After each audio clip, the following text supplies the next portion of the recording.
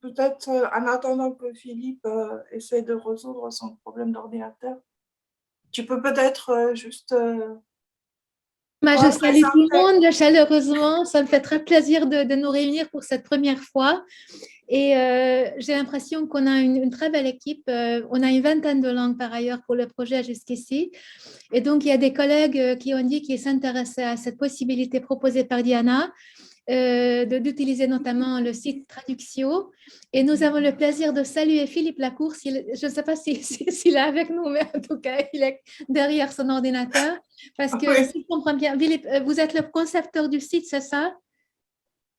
Donc, vous connaissez parfaitement le site. C'est votre site, le site Traduxio, finalement, enfin, si j'ai bien compris. En tout cas, on a deux personnes compétentes qui pourront nous expliquer comment ça marche et après, chacun pourra décider bien sûr en quelle mesure il pourra utiliser ce site pour le travail avec les étudiants ou d'autres collaborateurs. Donc, le temps est précieux, donc je donne tout de suite la parole à Diana et Philippe. Et merci beaucoup pour cette proposition. Oui. Philippe, ça va ou ça va pas? Tu veux que je commence? Alors, bonsoir à toutes et à tous. Je m'excuse, hein, je suis dans une situation un petit peu technique, un petit peu inconfortable. Donc, si vous arrivez à m'entendre, pour moi, ça ira. Après, j'ai une manipulation d'Internet qui va être un petit peu limitée, mais je pense qu'on peut essayer. Oui, essaye déjà, oui. Vous voulez que je fasse quoi, en fait? Que j'aille sur Traduxio et que je partage? Si tu arrives, sinon, je peux le faire pour toi. Alors, je vais essayer. Est-ce que ceux qui sont avec nous, est-ce que vous avez regardé la petite vidéo de présentation de la plateforme, le lien que je vous ai déjà envoyé, que Idico a transmis avec invitation pour cette réunion? Le vidéo, je n'ai pas encore vu. D'accord. De regarder, je veux dire. D'accord. Donc, c'est juste, en fait, si vous voulez un peu comprendre pourquoi Philippe a pensé à créer cet outil. Donc, ça vous permet un peu de comprendre pourquoi et comment. Voilà. Donc là, oui, c'est bon, Philippe, on voit. Oui. Je suis désolé, je suis dans un endroit bruyant à cause de mon problème technique. Hein, c'est lié. Donc, voici Traduxio. C'est un projet que j'ai commencé il y a une quinzaine d'années en collaboration avec l'Université de technologie de Troyes. Et sur la page de garde, vous avez d'emblée déjà l'essentiel de la philosophie. C'est-à-dire que c'est un outil qui sert à comparer. C'est un outil qui va vous permettre de chercher des suggestions. C'est un outil qui est orienté plutôt vers les licences ouvertes et la circulation du savoir. Et c'est un outil collaboratif. Voilà. Et par ailleurs, on a insisté sur la dimension de texte culturel pour, je dirais, affronter d'emblée une difficulté qui est en général laissée de côté par la plupart des logiciels d'aide à la traduction, lorsqu'ils disent qu'ils commencent d'abord par le plus simple et qu'ils laissent les textes difficiles pour la suite. Nous, on a voulu commencer tout de suite par les textes compliqués. Donc, pour commencer, c'est assez simple. Vous cliquez ici sur commencer. Donc, l'interface, elle est localisée en quelques langues. Français, anglais, dans mon souvenir, il y a aussi portugais et arabe, mais bien sûr, pas toutes les langues. Donc, lorsque vous cliquez sur commencer, pardon.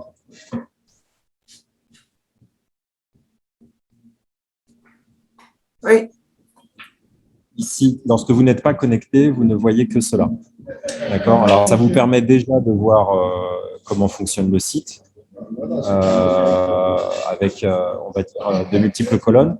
Mais le mieux, c'est quand même de se connecter. Et pour ça, c'est une procédure classique. Je passe. Diana, est-ce que tout le monde s'est déjà inscrit? Justement, je ne pense pas. J'ai vu qu'il y avait une collègue qui a commencé la colonne pour l'italien, mais est-ce que les personnes qui sont là, est-ce que vous avez essayé de vous inscrire déjà? Je me suis inscrite. Ah, donc ça, oui. Nico aussi. Je ne sais pas si d'autres, Moïta, Louise, Nadia, je ne sais pas si vous êtes inscrits. Alors, moi, je suis le contact de Friné en Italie. D'accord. Voilà. Donc, Friné, oui. Et j'étais en train de oui, j'ai ouvert la page et j'étais en train de lire pour voir parce qu'en un premier temps, tout s'était affiché en anglais, donc j'ai eu un peu peur. Et après j'ai switché en effet en français et je comprenais mieux. Puis j'ai vu l'heure, c'était l'heure de se connecter. Donc D'accord. voilà. Bon, c'est pas grave. Donc en fait, oui, Philippe, vas-y. Grand plaisir de vous connaître, de vous rencontrer, vu que Frine elle nous a parlé de cette équipe qu'elle connaît, quoi. Très bien. Alors, je poursuis. Donc, pour s'inscrire, c'est une procédure classique que vous connaissez désormais toutes et tous. Hein. Il faut vous choisir un nom de connexion et puis un mot de passe. Vous vous enregistrez et puis vous avez un email que vous recevez qui vous demande de valider en fait cette inscription. Donc, on va partir du principe que vous êtes désormais déjà inscrit et vous allez vous connecter avec votre nom de connexion et votre mot de passe. D'accord ? Alors, lorsque vous vous connectez, vous avez accès au site, aux œuvres auxquelles vous avez participé. Bon, moi, j'en ai bien sûr un certain nombre ici dans les différentes langues parce que j'ai fait un certain nombre de démonstrations et je suis engagé dans un certain nombre de projets. D'accord ? Et puis, vous avez grosso modo un certain nombre de petits paramètres. Vous avez ajouté une œuvre, j'y viendrai, mais pour l'instant, je vais vous montrer simplement comment fonctionne Traduxio avec cet exemple. Donc, vous avez ici, décidément, j'ai un peu de mal avec ce, excusez-moi. Voilà, vous avez ici une interface très simple qui fonctionne avec des soufflets, comme les soufflets d'un accordéon. Donc ça, c'est la première chose. Je dirais qu'il y a 3 originalités fondamentales de Traduxio. Hein. La première, c'est le côté multilingue, qui c'est le seul outil qui permet vraiment de travailler d'emblée en multilingue et d'ajouter autant de langues qu'on veut. Bon. Donc, vous pouvez vous concentrer sur 2 versions de façon, on va dire, assez traditionnelle, langue source, langue cible, d'accord, avec ce système où vous fermez les soufflets. Donc, vous avez ici une version de l'Apocalypse en grec ancien et en latin, vous aurez reconnu. Vous pouvez aussi travailler uniquement sur les traductions. Donc, par exemple, vous avez le latin et la version King James de la Bible, et puis ici, la version que vous auriez insérée, par exemple, en bulgare ou bien dans d'autres langues. D'accord ? Vous pouvez jouer sur cette manière de mettre en regard les différentes traductions. Et vous avez déjà une illustration du premier principe de Traduxio, c'est la comparaison. Alors, j'insiste sur le fait que Traduxio, en fait, n'a rien inventé. C'est quelque chose d'assez ancien, cette vue synoptique. Hein, c'est vieux comme les premières traductions de la Bible et des textes bouddhiques. Ça consiste à mettre en regard différentes versions pour les analyser de façon contrastée, pour les comparer de façon fine. Voilà. Ça, c'est le premier aspect. Ensuite, je vous montre si je vous montre ce que c'est de…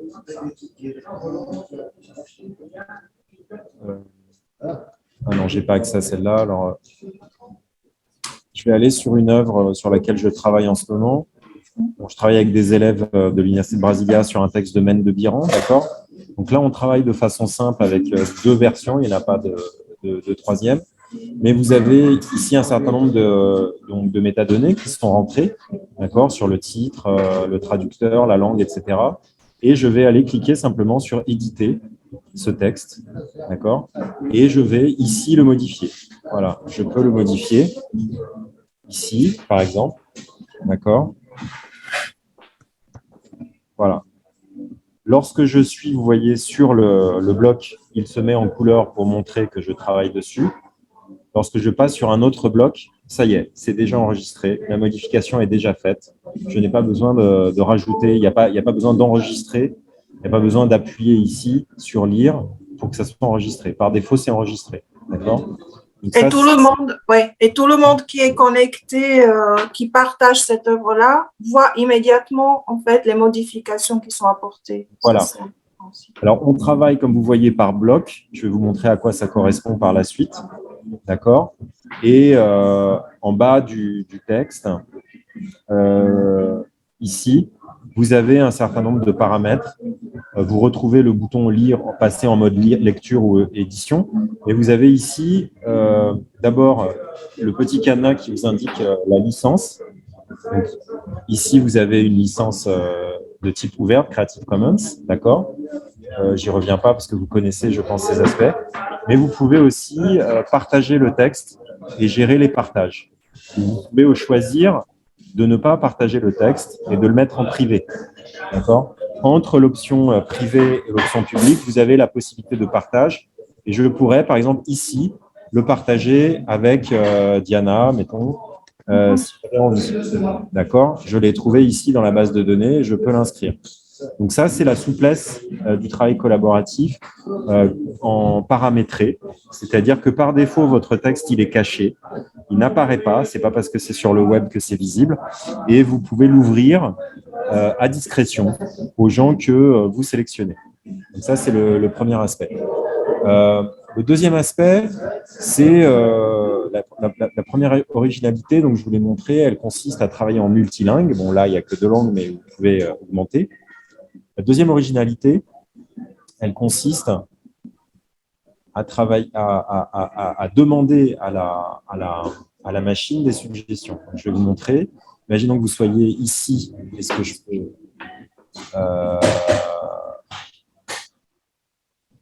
voilà. Je sélectionne ce terme, biblion, d'accord, qui veut dire donc livre en grec ancien, et je veux chercher dans la concordance, et je demande à la machine des suggestions.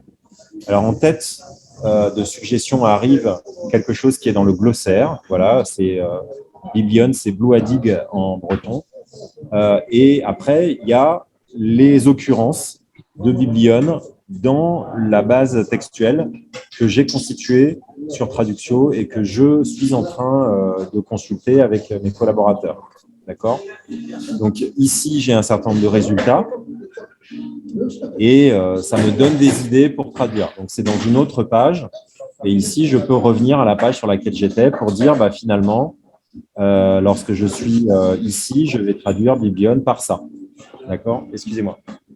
Oui, alors juste je complète, en fait, vous trouvez tout ce qui a été déjà fait sur Traduxio, par vous ou par quelqu'un d'autre. Mais ça ne va pas chercher des choses dans les bases de données extérieures. C'est ça, Philippe? Non, voilà, c'est une logique de thésaurisation. C'est-à-dire que vous construisez petit à petit votre propre corpus.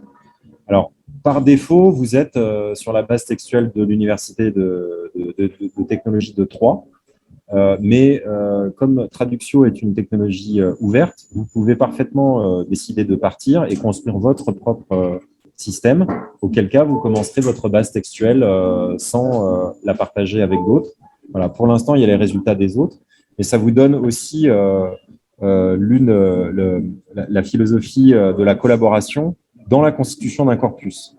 Donc, le corpus n'est pas déjà fait, c'est vous qui le faites et vous le partagez. Et en théorie, vous le partagez avec qui vous voulez. Bon, là, par défaut, il est mis en commun pour les utilisateurs actuels, mais vous pouvez parfaitement l'installer sur le serveur de votre université et le réserver à vos utilisateurs. C'est ce que fait l'université de Porto pour un corpus qui est réduit, qui est limité aux textes, aux pièces de Shakespeare, par exemple. Voilà. Donc, c'est parfaitement possible. D'accord? Alors, oui, Sansan, oui. Vous avez dit que vous avez l'arabe aussi. Ben, je demande parce que pour le birman, c'est pas la même écriture. Oui. Pas les lettres latines. Donc, je voulais voir comment ça marche avec une langue qui n'utilise pas les lettres latines. Oui, c'est bon. Birman, il y est. C'est un problème. C'est pas un problème pour les autres lettres. J'exagère, hein, parce qu'il faut que la langue bénéficie d'un support Unicode. C'est pas toutes les langues, mais enfin, c'est la majorité des langues. Donc là, et puis après, les écritures de droite à gauche, ça marche aussi parfaitement. Hein, c'est pas un souci. Donc après, pour la langue… on verra après, peut-être. Voilà. Oui. Alors, ce que je vous propose, c'est de regarder comment ça fonctionne. Donc, vous allez ici sur Ajouter une œuvre et vous arrivez sur un tableau noir où vous rentrez des métadonnées. Donc, peu importe, là, je rentre n'importe quoi. D'accord. Je choisis ma langue, je choisis le siècle, mettons que ça soit maintenant, d'accord? Et j'enregistre ces métadonnées que de toute façon, je pourrais changer par la suite. Bon. En fait, la langue, juste en détail, la langue que vous choisissez, c'est la langue de départ. C'est pour ça que… La langue du texte que vous insérez. Voilà. Excusez-moi, j'ai toujours ce problème de connexion. Donc ici, alors, traduction ne fonctionne pas du tout sur la modalité automatique. Donc, il n'y a pas de moulinette pour aspirer les textes à partir de fichiers. C'est à vous de le copier-coller. Ça peut paraître rébarbatif, mais je vais vous expliquer pourquoi. C'est parce que vous faites votre propre segmentation. Alors, pour la excusez-moi. J'ai un problème de… Voilà. Pour la segmentation, vous rentrez votre texte ici, d'accord? Et à chaque fois que vous sautez une ligne, imaginons que je sois en train de faire un copier-coller, à chaque fois que je saute une ligne, le système va créer une segmentation. Donc là, par exemple, il ne va pas créer de segmentation. Et là, il va en créer une.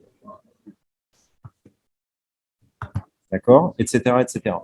Et ce n'est pas fait une fois pour toutes. Vous pouvez rajouter après des morceaux de texte. Donc, on va considérer que là, je suis content.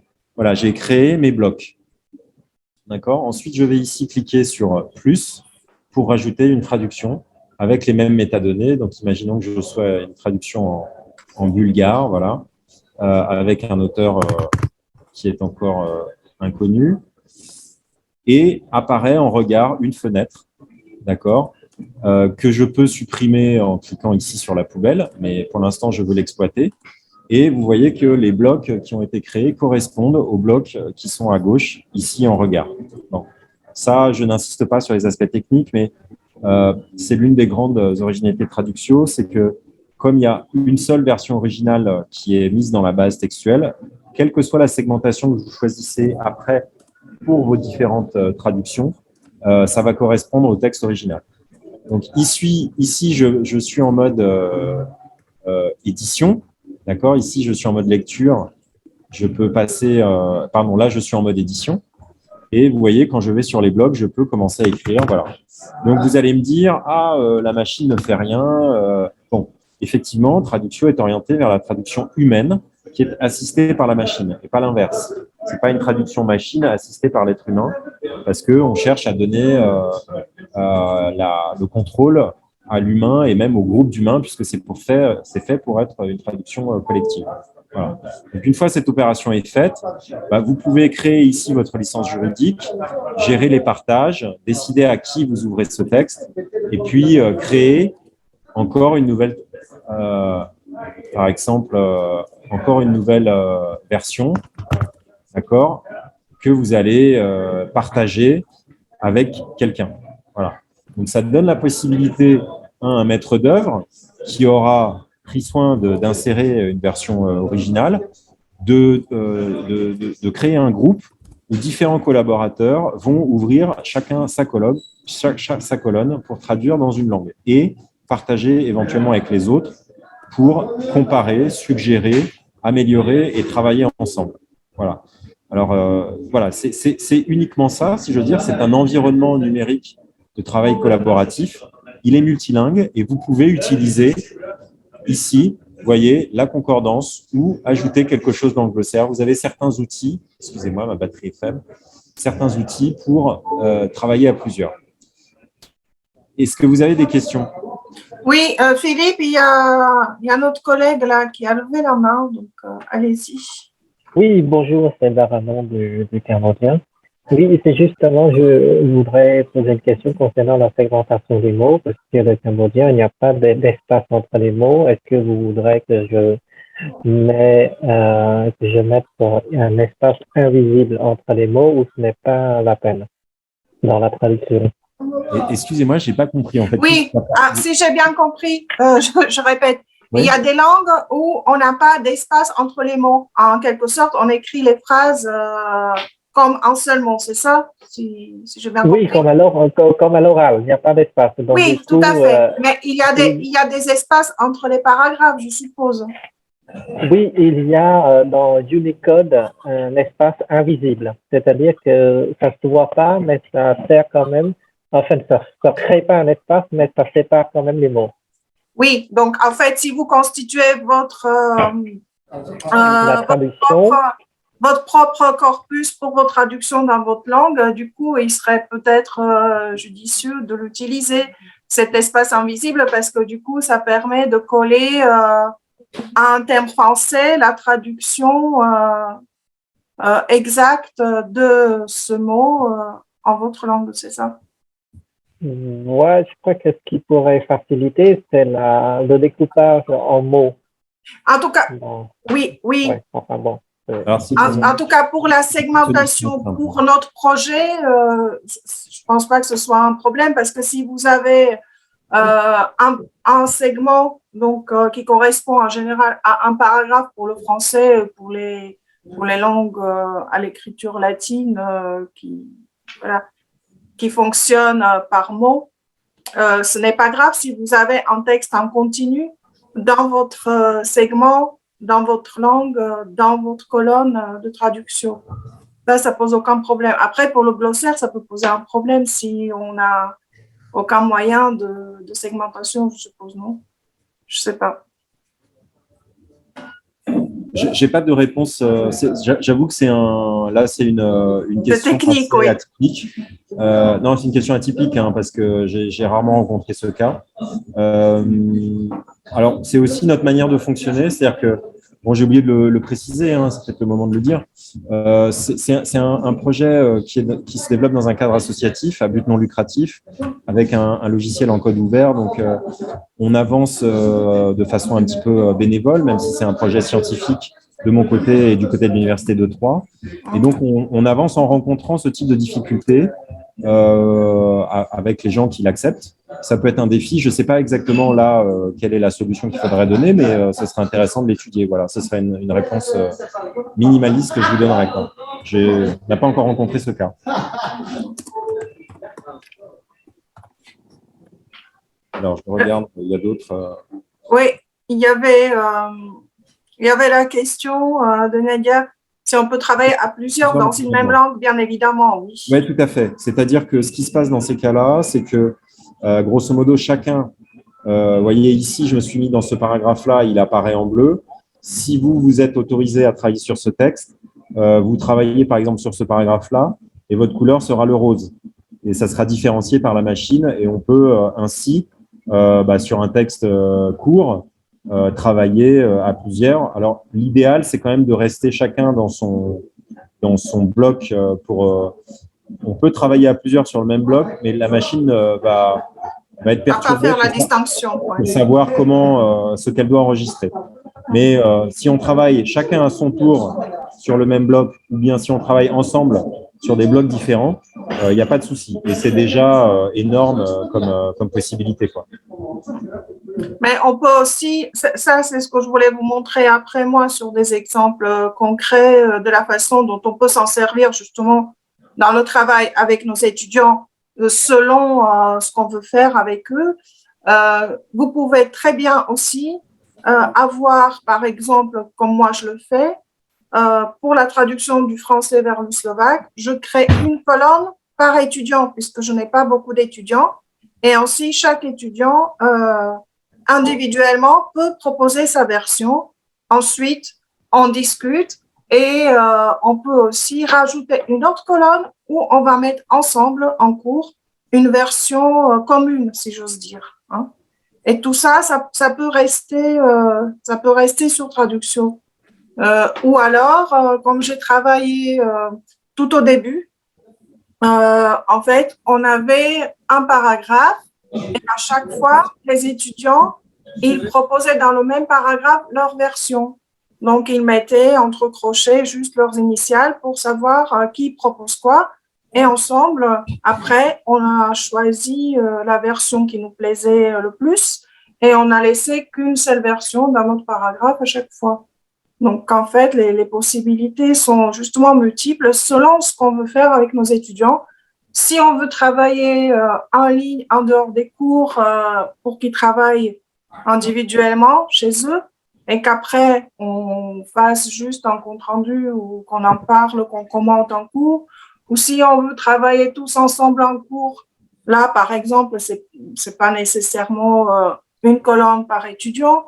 Si les étudiants travaillent en plusieurs, par groupe, ils peuvent avoir une colonne par groupe et eux-mêmes peuvent se faire des commentaires à l'aide d'une autre colonne qu'on va créer. Ce ne sera pas la traduction, mais ça sera commentaire et on l'effacera une fois la traduction terminée. Bien sûr, les commentaires, ce n'est pas la peine que ça reste sur traduction puisque ça va rien apporter. Voilà, ça c'est une astuce qui est effectivement utilisée assez fréquemment par nos utilisateurs. C'est pas comme ça que l'outil a été conçu, mais ça permet une collaboration renforcée parce que en fait on a aussi un module de conversation qui est ici, qui est pas très très optimal, qu'on va bientôt laisser tomber. Et il y a aussi un système de forum, mais c'est pas idéal. En fait, on doit vraiment, on est en train de réétudier la manière dont on peut améliorer ce système de commentaires et d'interaction écrite, que ça soit en synchrone ou en asynchrone. Et pour l'instant, on utilise cette espèce de trouvaille. Alors, ça, c'est intéressant aussi dans les projets informatiques en termes ergonomiques. Il y a des choses qu'on prévoit et il y a des choses qu'on ne prévoit pas. Les utilisateurs s'approprient aussi la manière de faire. Et tant que ça n'est pas déposé effectivement dans la base de texte et que ça ne constitue pas une pollution au final, c'est assez astucieux en l'état, quoi. Est-ce qu'il y a d'autres questions? Désolé, j'ai de plus en plus de problèmes avec ma batterie. J'espère que ça ne va pas me lâcher. Non, c'est pas grave. Ce qu'il y a, c'est que vous pouvez aussi, en fait, jongler justement avec le partage. Parce que ici, Philippe, peut-être tu peux descendre ou alors je montre ça sur un autre exemple. Si vous avez rendu… Bon, pour ceux qui se… Je peux te demander de le faire parce que là, ça risque de couper, donc je préfère. Oui, je vais prendre la main. Je vais partager… voilà, je vais partager moi. Alors, attendez. Je vais partager mon écran. Je suis en train de réfléchir. Oui, je vais partager. Ouais, peut-être ça. Et vous me dites, voilà. Est-ce que vous voyez mon écran de traduction? C'est bon pour vous? Oui. Oui, voilà, ok. Donc, en fait, tout dépend. Lorsque moi, je travaille avec mes étudiants, bien évidemment, ils ne sont pas pour le thème quand ils traduisent du français vers le slovaque. Évidemment, ce ne sont pas des natifs. Les traductions qu'ils produisent, ce sont plutôt des traductions pédagogiques. Enfin, c'est pour qu'ils apprennent la langue. Donc, je ne souhaite pas forcément que ça soit visible et partagé par tout le monde et que ça, en quelque sorte, ça puisse induire les autres en erreur. Donc, je peux travailler sur des textes tout en les partageant uniquement avec mes étudiants. Donc, ça, c'est le mode intermédiaire. Et ici, par exemple, quand on fait vers le français, je vais vous montrer ça, c'est peut-être un peu mieux. Peu importe, Andy Warhol, par exemple. Donc, vous voyez là, j'ai mon premier texte que j'ai constitué avant le cours. Et si je l'édite, en fait, dans gérer les partages, donc il est partagé, je l'ai rendu partagé, pas public. Donc, si vous êtes même connecté et inscrit déjà sur traduction, vous ne voyez pas des choses que je n'ai pas partagées avec vous. Si je suis en mode partagé, donc il y a gérer les partages et ici, vous voyez bien, il n'y a que ces personnes-là qui peuvent voir ce que j'ai mis. Donc, le texte, il est visible uniquement par mes étudiants. Pardon, juste l'étiquette qui cache mon écran. Voilà. Donc, déjà, ça, c'est une première chose. Là, après, je crée pour chaque étudiant sa propre colonne. Et comme ils doivent préparer, pour mon cas, ils doivent préparer des traductions chez eux pendant une semaine et ensuite on en parle en cours. Pendant la semaine où ils travaillent chacun sur sa traduction, c'est moi qui crée la colonne pour chaque étudiant et je partage en fait ici, partager, mais uniquement avec la personne pour laquelle j'ai créé cette colonne. Donc là, j'ai par exemple Hélène, là, j'aurai Sabine, là, j'aurai Dragan. Pendant une semaine, eux, quand ils vont se connecter, qu'est-ce qu'ils vont voir? Ils vont voir leur texte en français et ils vont chacun avoir uniquement leur colonne. Donc, ils vont travailler comme ça pendant une semaine. Et juste avant le cours, qu'est-ce que je fais? En fait, je vais à nouveau dans le partage pour chaque colonne et là, je vais ajouter tous les autres étudiants. Ce qui fait que pendant le cours, du coup, là, tous les étudiants vont avoir l'accès à toutes les versions de leurs camarades. Donc, chacun va pouvoir être sur sa page de traduction et chacun va pouvoir aussi, au fur et à mesure qu'on va discuter, de se corriger lui-même, puisque chacun a accès à ce qu'il a écrit. Mais moi aussi, c'est moi, en tant qu'enseignante, qui a créé le texte qu'on traduit. Bon, bien évidemment, j'ai la main sur les travaux de mes étudiants. Mais vous pouvez très bien utiliser les traductions que pour vous. C'est-à-dire que vous ne rendez pas les textes partagés, mais vous choisissez les garder privés. Et dans ce cas-là, comme disait Philippe tout à l'heure, personne d'autre ne peut voir ce que vous faites. La seule chose, effectivement, c'est un outil collaboratif, donc c'est bien quand même de garder des textes une fois que vous avez fini la traduction correcte. C'est-à-dire que c'est pas utile, par exemple, moi je dis à mes étudiants, bon, je vais laisser par exemple les thèmes lorsqu'ils traduisent vers le slovaque, je leur laisse leur version pendant le semestre, mais une fois que le semestre est terminé, je les supprime bien évidemment puisque ça n'apporte rien à personne d'avoir des versions slovaques qui ne sont pas tout à fait correctes. Que ce sont des textes pédagogiques, bien évidemment. Donc là, pour notre projet, pour que vous puissiez en fait poser des questions concrètes, bon, j'ai vu qu'on avait plus d'une vingtaine de langues, hein, Idiko. Après, je ne sais pas combien de personnes va vouloir se servir de traduction, mais donc pour l'instant, du coup, j'ai mis, comme c'est un texte qu'on peut utiliser, donc il n'y a pas de problème de licence d'auteur, donc je l'ai mis en public, bien évidemment. Donc, toute personne qui se connecte, même ceux qui n'ont pas encore leur inscription finalisée sur le site, vont voir français Charles Perrault. Et là, je ne savais pas au départ... donc, je vais avec notre collègue pour ça, c'est le Khmer, c'est ça? Ou c'est quelle langue? Quand la personne est avec nous. Oui. Pour l'Afrique, c'est qui? Ah, non, mais c'est juste un Canva, justement. Ouais. Je voulais vous mettre. Je vous ai préparé, au lieu de vous laisser déjà chacun créer votre propre version, ce que vous allez pouvoir faire, je vous montrerai comment. J'ai déjà créé pour l'instant, bon, c'est assez problématique de diviser les langues, donc on s'était posé la question aussi avec Philippe. Donc pour l'instant, on va voir si on n'est pas trop nombreux à travailler sur les langues qu'on trouve en Europe. Bon, je pense que là, c'est le plus neutre possible. Maintenant, si vous voulez une autre répartition, s'il y a des langues où vous sentez que vous ne pouvez pas rentrer dans les cases, bien évidemment, on peut recréer une autre catégorie. Ce n'est pas un problème.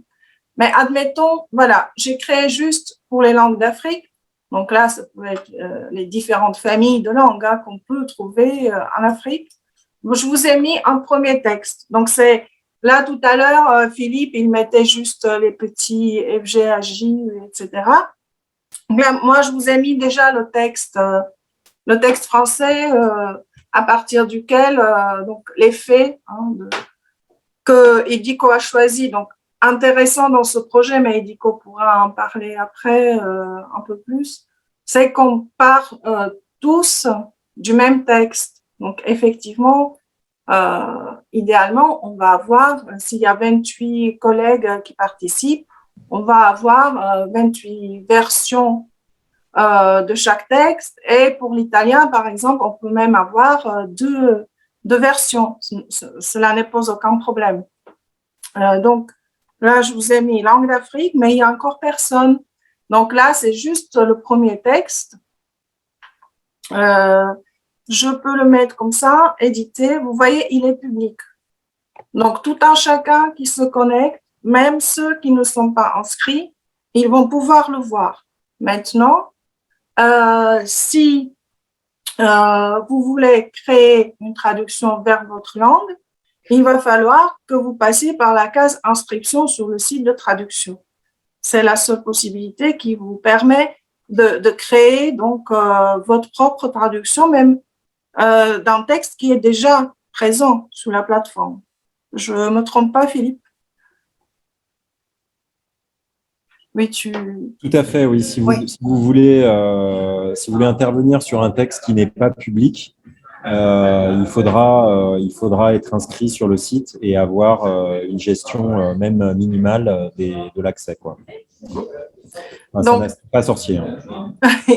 Oui, donc une fois que vous allez être inscrit, par exemple pour ceux qui travaillent sur les langues du continent africain, ben, vous allez ici, vous voyez bien mon écran en intégralité, parce que moi j'ai des étiquettes, j'espère que oui. Pour réduire un peu, non? Oui, donc là en haut, juste dans la partie du haut, vous voyez, donc il y a le plus. Donc là, à chaque fois que vous allez cliquer sur le plus, vous allez créer une nouvelle colonne. Donc, une nouvelle colonne où vous allez pouvoir mettre justement votre nom ou alors, si ce n'est pas vous, le nom de votre étudiant. Par exemple, là, je vais mettre juste comme ça, hein, nom, prénom. Là, la personne, soit c'est pour vous, soit c'est pour vos étudiants. Vous allez choisir la langue justement dans laquelle vous voulez faire la traduction. Alors, on peut regarder rapidement toutes les langues qui sont là. Et il me semble, tout à l'heure, j'ai regardé, mais je ne sais pas si la personne qui veut travailler sur la langue c'est Mayotte, je crois.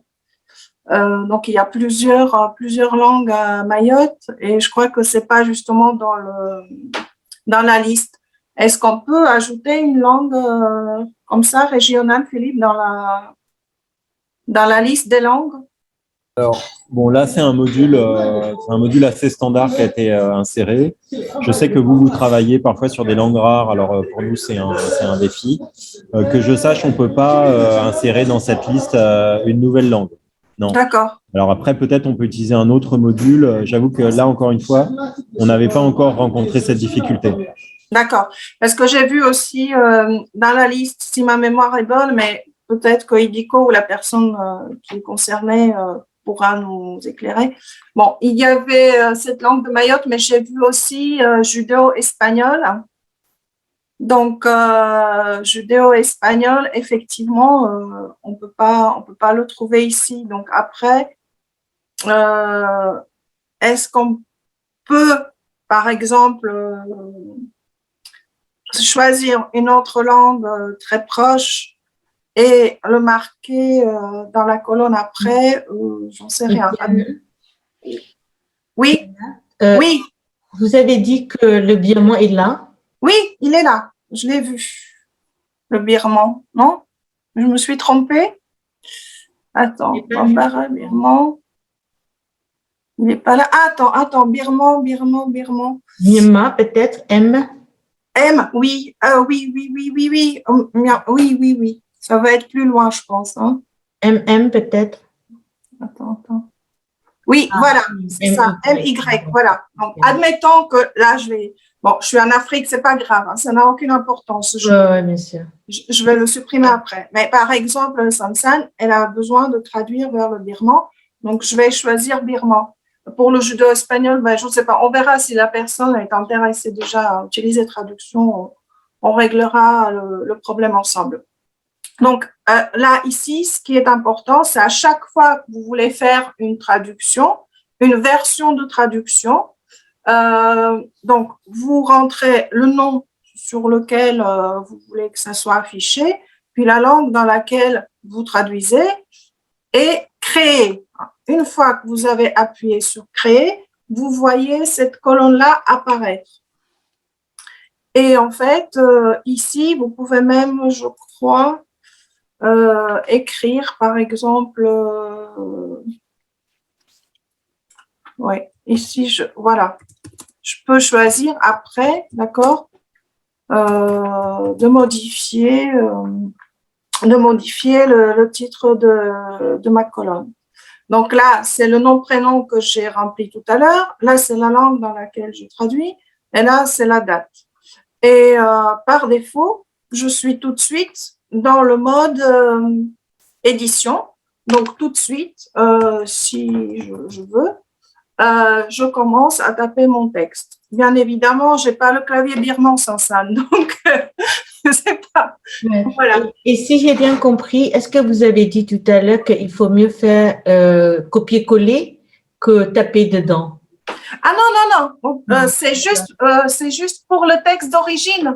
C'est quand on rentre un texte. Si je veux, ben ici, on va travailler sur les faits. Mais imaginons que pour le birman, on veut avoir un mode où on va rendre une belle traduction des faits en birman. Et dans ce cas-là, je vais la laisser ici déjà dans les textes que j'ai créés, pré-créés pour vous. Donc, admettons qu'ici, je vais avoir juste la finalité de mon travail avec les étudiants pendant le semestre pour ces faits. Donc là, je peux faire copier-coller, bien sûr, puisque j'ai déjà mon texte traduit et ici, je ne veux mettre que la version finale. Mais on peut très bien imaginer que ici, je vais travailler au fur et à mesure. Je vais vous montrer ce qu'on fait sur le slovaque. C'est-à-dire que si j'avais mon clavier birman là, bon, je traduirais. Et puis, si mes étudiants, si j'en ai beaucoup qui veulent travailler sur le texte, je peux leur laisser en fait l'espace et ils peuvent proposer des choses. Et puis après, ensemble, on modifie en cours ou en ligne, ou comme vous voulez. Et on laisse en fait la traduction qui nous convient, qui est là. Et comme disait Philippe tout à l'heure, une fois qu'on a cliqué à côté, c'est enregistré. C'est-à-dire ce qu'on a produit ici, c'est enregistré. Maintenant, si je ne suis pas contente ou si je me suis trompée ici, ça ne me convient pas ma colonne telle que je l'ai construite, bien évidemment, je fais Je peux t'interrompre juste une seconde? Oui. C'est pas tout à fait vrai de dire qu'il faut changer de bloc pour enregistrer. En fait, c'est enregistré en temps réel. Oui. Voilà, il n'y a rien besoin de faire pour enregistrer. C'est enregistré en temps réel. Oui. Voilà. Oui. Mais par exemple, moi, quand je travaille avec mes étudiants, tant qu'ils n'ont pas cliqué à côté, je ne vois pas ce qu'ils écrivent. Voilà, c'est plus pour la visualisation pour les autres. D'accord, c'est ça. Et attention, en fait, quand on travaille à plusieurs en même temps sur le même texte, de ne pas s'amuser à taper en même temps plusieurs sur le même bloc. Parce que si je partage, je ne sais pas, je peux partager. Philippe, tu peux travailler sur ton ordi ou pas là? Tu peux m'inviter? Oui, c'est ça. Alors, vas-y, oui. Alors, sur quel bloc? Alors, c'est Afrique, j'ai mis, je crois. Alors, je ne sais pas si… Non, il vaut mieux que tu m'invites. Bon. Oui, Philippe Lacour, vas-y. Oui.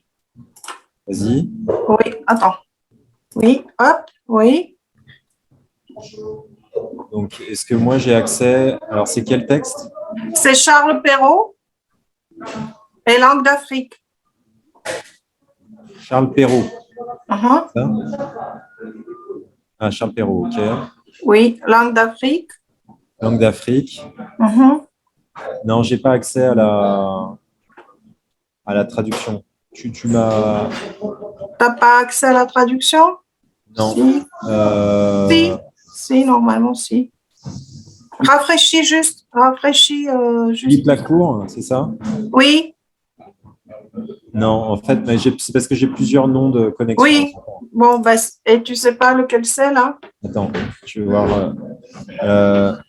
C'est pas Zébulon, c'est Philippe.Lacour. Attends.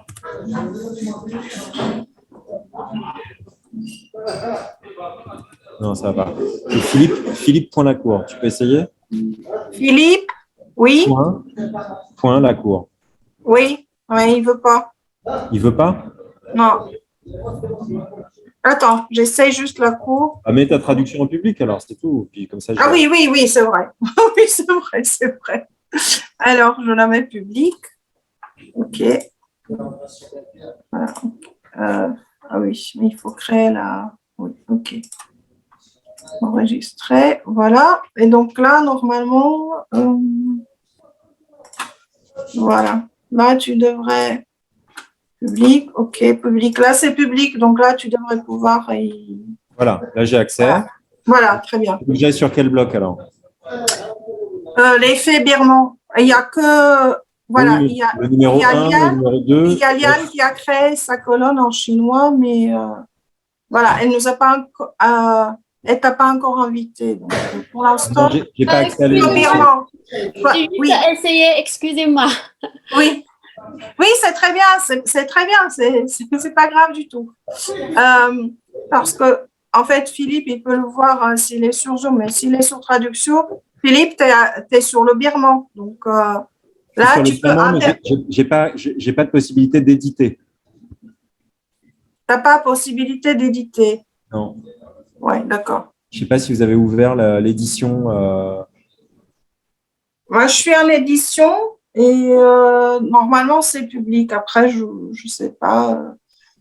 Mais en tout cas, oui, on ne va peut-être pas embêter nos collègues. Maintenant, on va refaire un atelier avec tout un chacun. En fait, comme je travaille avec une seule main, parce que l'autre… oui, d'accord. Bon, mais ce n'est pas grave. J'ai une agilité limitée. Sinon, effectivement, j'aurais montré… peut-être tu peux inviter un collègue. Liane Chen, oui, elle est sur son ordi. Donc, en fait, elle a partagé avec moi. Donc, Liane, on voit ça, tous les collègues voient. Vous pouvez peut-être entrer 2-3 mots en chinois. D'accord. Sur votre colonne que vous avez créée. Et après, j'enregistre ou… Non, vous enregistrez rien. Tapez ce que vous écrivez. Voilà, très bien. Et on le voit tout de suite. Et vous voyez, voilà. Et vous voyez quand c'est Liane, donc elle a créé sa propre colonne et c'est juste inscrite et elle a pu tout de suite créer sa version de traduction. Et en fait, comme c'est moi qui ai mis le premier texte, moi aussi, j'ai accès à son texte. Et si moi, j'interviens, on voit tout de suite qu'en fait, moi, je suis en rose, elle est en ocre, donc une espèce de couleur moutarde. Donc, en fait, si on est plusieurs, on voit tout de suite qui a touché au texte. Donc, ça, c'est aussi un avantage. Mais par contre, il ne faut pas écrire toutes les deux en même temps parce que ça, parfois, ça n'enregistre pas du tout les deux versions si on s'amuse à écrire en même temps plusieurs. On peut écrire, mais chacun à son tour. Donc, ici, Liane, elle a créé une colonne pour le chinois, mais si j'ai quelqu'un d'autre qui veut travailler sur le chinois, par exemple, moi, si je décide de travailler sur le chinois que je ne maîtrise absolument pas, bien évidemment, donc, le chinois, c'est quoi déjà? Le dernier, normalement. Le dernier, oui, c'est ça. C'est ça. Donc, moi aussi, je peux créer une autre colonne. Vous voyez, je peux créer une autre colonne pour le chinois. Là, je peux lui donner un autre titre. Donc, là, c'est juste un essai. Donc, voilà. Et je peux inviter, du coup, je peux inviter Yann. Voilà, elle est déjà ici, elle apparaît comme membre inscrit et donc je peux partager avec elle. Et normalement, si maintenant, Yann, si vous rafraîchissez juste votre page, ici, juste sur votre serveur, normalement, vous devrez pouvoir aussi écrire sur ma colonne.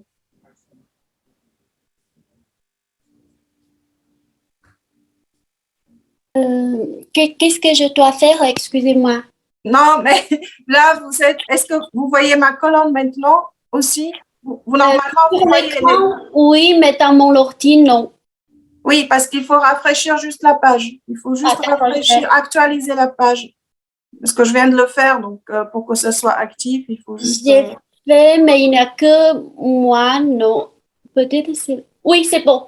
Voilà, c'est ça. Alors, est-ce que vous pouvez juste écrire quelque chose dedans pour que les collègues voient OK. comment ça fonctionne?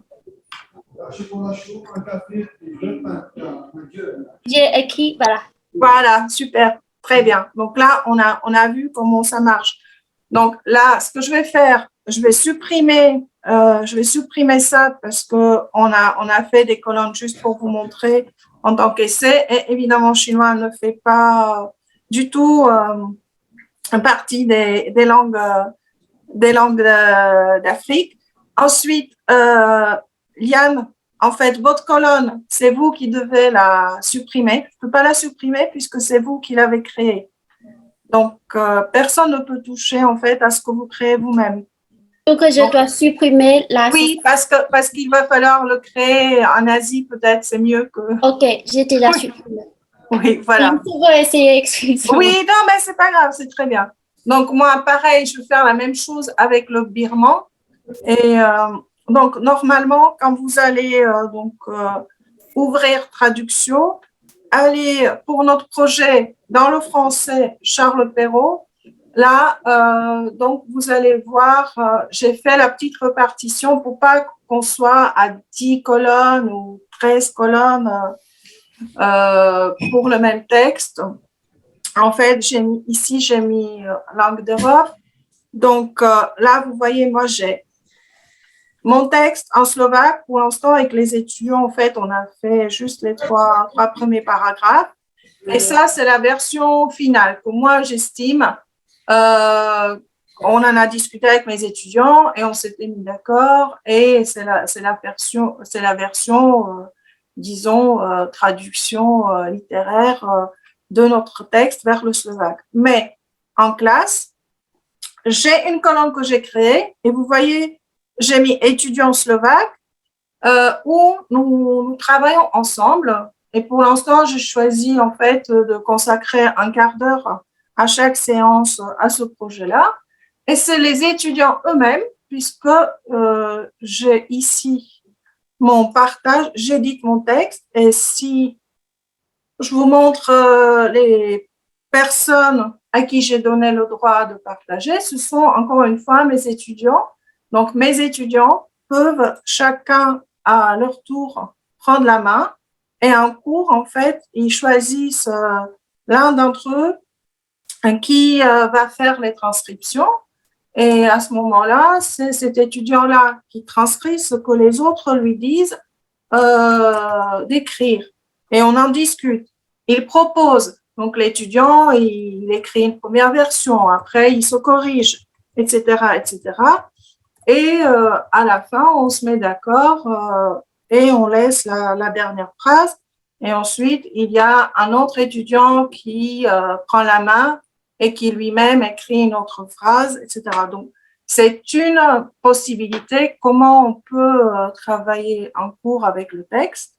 Mais l'autre possibilité, c'est aussi, donc, par exemple, vous pouvez créer une colonne comme ça pour tous vos étudiants et vous leur proposez à chacun d'une semaine à l'autre, par exemple, de traduire 2-3 phrases.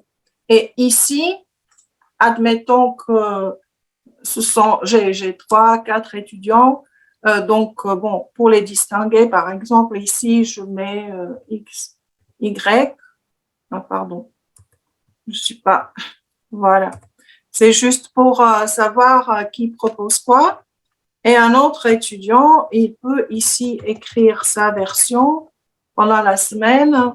Et puis, bon, pour savoir qui a fait quoi, il fait ça, et ainsi de suite. Donc, à mon paragraphe d'origine peut correspondre un paragraphe beaucoup plus long. Et ici, plusieurs personnes peuvent proposer leur version. Ensuite, en cours ou même à distance, même en dehors du cours, vous pouvez corriger vous-même et choisir la version qui convient le mieux. Et on va laisser à la fin juste une version. Donc, ça, c'est une possibilité. Vous faites travailler tout un groupe d'étudiants sur une colonne. Ou alors, comme tout à l'heure, vous pouvez donc ici créer une autre colonne pour chacun de vos étudiants. Dans ce cas-là, vous inscrivez son nom. Ici, je vais mettre mon étudiant qui est inscrit, Julia Mistevich, et je vais dire qu'elle va traduire vers le slovaque. Donc ici, je vais choisir le slovaque. Je vais créer la nouvelle colonne. Et cette colonne-là, je vais la partager uniquement avec cet étudiant-là. Donc, cette étudiante-là, elle sera la seule à pouvoir travailler sur cette colonne-là. L'avantage, c'est que moi, je vais voir tout ce qu'elle fait, puisque c'est moi qui ai créé ce texte. Est-ce qu'il y a des questions là pour ça? Donc, si je vais ici, si vous voulez, pour l'instant, ce que j'ai fait, c'était dans l'optique où une fois que vous aurez une traduction qui vous plaît, que vous voulez proposer à IDICO, vous allez vous connecter et vous allez créer, par exemple, ici, Liane, elle peut ici créer sa colonne et mettre ce qu'elle considère comme traduction finie pour les faits en chinois. Et on aura, donc parfait, là, on a le Khmer, donc c'est très bien. Et on peut créer, Liane peut créer pour le chinois, puisque là, je suis langue d'Asie, et on aura nos traductions qui sont déjà finies, qui vont s'afficher, et on pourra même comparer, par exemple. Mais là, regardez, ça, c'est une chose que Philippe vous a montré tout à l'heure. Dans notre texte français, par exemple, là, je peux déjà chercher la concordance. Bon, c'est juste un extrait, j'espère que ça va marcher, ça mouline un peu. Parce qu'il y a probablement beaucoup d'occurrences. Je n'ai pas dû choisir le bon mot. J'ai choisi un mot qui est peut-être assez courant. Ça mouline. Bon, excusez-moi, on va essayer d'aller sur quelque chose de plus... Ouais, ça prend trop de temps. Alors, ressembler, est-ce qu'on pouvait... Bon, ou veuve, peut-être que ce sera un peu plus... Voilà, vous voyez? Et donc là, en fait, les gens qui ont déjà travaillé sur différentes langues, j'ai toutes les occurrences du mot veuve qui se trouvent déjà dans la base de données. Donc, voilà, il y a tout ça qu'on peut comparer. Donc, dans différentes langues qui sont déjà... voilà. Et là, du coup, on a le Khmer déjà qui est enregistré. C'est pour vous dire que ça rentre directement dans le système. Là, j'ai le slovaque, par exemple. Hein. Donc, le travail que j'ai fait déjà avec mes étudiants, vous voyez, j'ai les occurrences donc aussi en slovaque. Donc, ça peut être déjà pendant le travail sur ce projet-là, ça peut être intéressant de comparer si on travaille sur des langues assez proches. Maintenant, si vous voulez travailler avec vos étudiants en version de travail, je pense que le mieux, ça serait de faire la démarche de création d'œuvres comme vous a proposé Philippe tout à l'heure.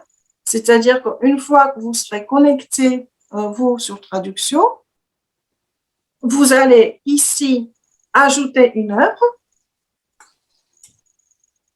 Voilà. Là, vous allez créer un titre pour vous. Donc, par exemple, je ne sais pas, l'effet birman, admettons.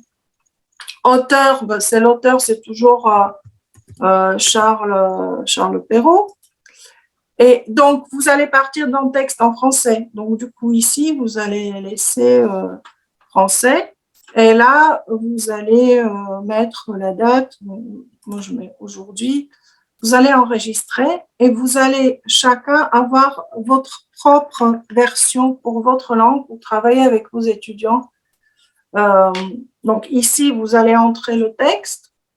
Vous allez me dire, mais oui, mais où est-ce que je trouve le texte? Mais en fait, je pense que si vous ne l'avez pas encore, vous pouvez très bien aller le chercher dans les versions publiques qui existent déjà, puisqu'il suffit, par exemple, donc, un nouveau langue d'Asie. Si ici, je mets imprimer, vous voyez la fonction imprimer, vous allez avoir le texte en son intégralité. Il suffit juste de le sélectionner. Et c'est là où Philippe disait qu'il vaut me faire copier-coller. Donc, je le copie. Je retourne donc dans ma version que je viens de créer. Normalement, vous voyez, ici, c'est moi qui l'ai créé, donc je vais tout de suite. J'ai ma petite version pour le birman. Là, je fais donc éditer, pour que je puisse rentrer le texte. Je fais mon copier-coller. Et comme le texte, il est déjà en fait découpé, donc vous avez déjà le découpage. Si vous avez un autre texte qui est en continu, en long paragraphe, vous pouvez très bien le diviser. Donc ça, on ne l'a pas encore montré, mais ça, on pourra le faire la semaine prochaine sur les travaux pratiques.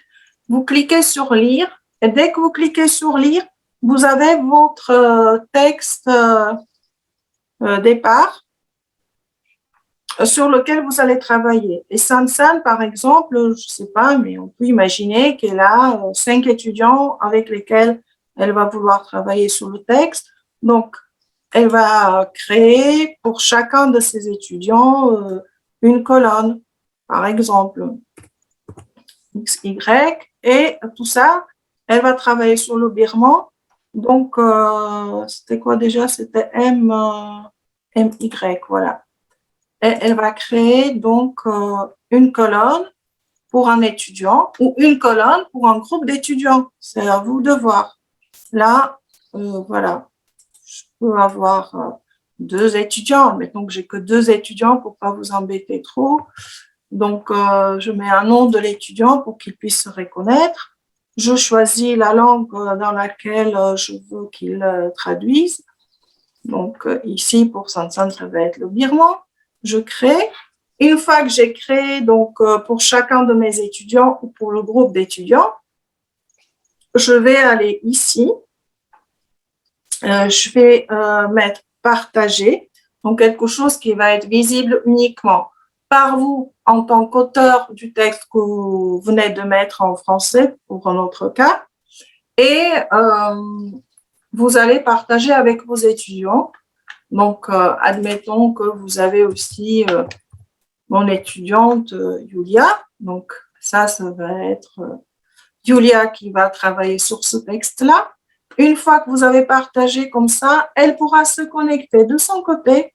Et quand elle se connectera, elle va chercher français Charles Perrault, l'effet birman, elle verra cette colonne-là et elle verra la colonne que je viens de lui attribuer.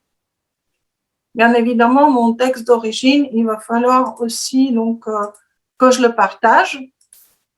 Et ici, je dois le partager donc, avec mes étudiants avec qui je travaille, donc Julia, mais pourquoi pas aussi Sabine, puisqu'on a dit que j'avais 12 étudiants. Donc, voilà. Donc, mon texte de départ, tout le monde le voit, mes 12 étudiantes. La première colonne, c'est ma première étudiante, en l'occurrence Julia. Et ma deuxième colonne, je vais la partager avec donc Sabine. Voilà. Et là, mes 2 étudiantes peuvent travailler quand elles veulent sur leur version et me proposer une version de traduction en birman. Et Sansan, si ce sont ses étudiants, elle pourra voir quand elle se connectera ou quand elle va travailler en classe avec les étudiants si on a accès aux ordinateurs. Sinon, en classe, en séance commune, il suffit d'avoir un ordinateur, bien évidemment, celui de l'enseignant qui partage son écran et qui projette. Et les étudiants voient leur texte. L'idéal, pour moi, quand on travaille avec les étudiants, c'est que chacun puisse avoir son ordinateur et intervenir directement dans son texte. Donc, après, ça dépend si on a des salles où il y a des ordinateurs ou si les étudiants viennent avec leurs ordinateurs, etc. Mais admettons qu'on n'a pas la salle équipée, on peut très bien aussi, pendant le cours, avoir juste l'ordinateur de l'enseignant et projeter ce qui se passe sur l'écran de l'enseignant sur le tableau. Et pourquoi pas, si on veut que ce soit les étudiants qui interviennent, on peut les inviter à venir à écrire donc sur le poste qu'on a à notre disposition, et puis les autres regardent sur le tableau et on peut commenter. Donc voilà, vous pouvez choisir ce que vous voulez faire et dans quelle optique vous voulez travailler avec vos étudiants. Ça vous permet de pouvoir comparer, de discuter des différentes solutions. Donc, c'est à vous de choisir. Donc, en fait, moi, je pensais que cette semaine, avant qu'on ne se voit la semaine prochaine, ce serait bien si vous vous inscrivez déjà sur Traduxio pour que vous puissiez avoir votre compte et que vous réfléchissiez en fait sur quelle forme vous voudriez travailler sur le texte avec vos étudiants, qu'on puisse déjà répondre à vos questions concrètes.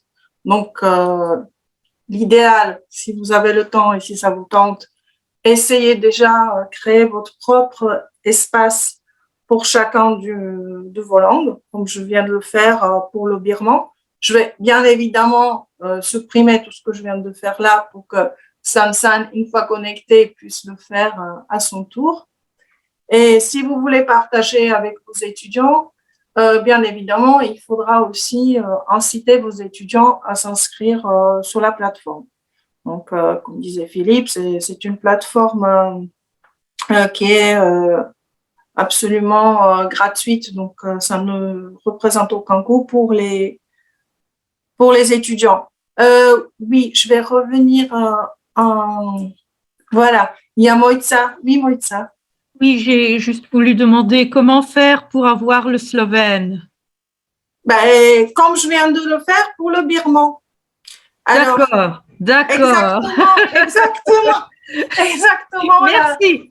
Non, attends, donc je peux te montrer. Donc là, je vais supprimer parce que c'est celui qui crée qui peut supprimer normalement. Donc là, je vais supprimer. Il me demande si je veux vraiment supprimer. Donc, je vais supprimer ce que je viens de faire pour le birman. Et bien évidemment, normalement, je peux aussi supprimer. Donc, oui, donc voilà. Donc, pour supprimer là, il n'y a pas la poubelle, il y a la petite croix. Donc, si je clique là, supprimer le texte et toutes ces traductions. Donc, voilà. Donc là, je supprime ce que, voilà. OK, il y a des verrous, donc vous ne pouvez pas vous tromper. Donc, normalement, là, si je clique, j'ai supprimé, mais alors, on va regarder. Voilà, il est supprimé. Hein, ça prend quand même quelques secondes. Donc, là, Moïtsa, pour le slovène, si tu veux faire ça pour tes étudiants, pour travailler que toi en mode caché, en mode privé, en fait, avec tes étudiants, c'est pas la peine que tout le monde voit comment tu travailles avec tes étudiants pour le slovène. Ce qu'on veut voir, nous, les autres, c'est la version finale que vous aurez fait et vous aurez choisi pour le slovène après. Donc, du coup, là, encore une fois, tu vas faire, une fois que tu seras connecté et inscrite, tu fais ajouter une œuvre sur la page d'accueil. Voilà. Et là, tu vas choisir le titre que tu veux donner à ce projet-là. Donc, admettons l'effet slovène. Donc, auteur, ça sera toujours, on ne va pas changer d'auteur, hein, ce sera toujours Perrault. Tu vas partir aussi du texte en français, hein, puisque c'est ça le projet.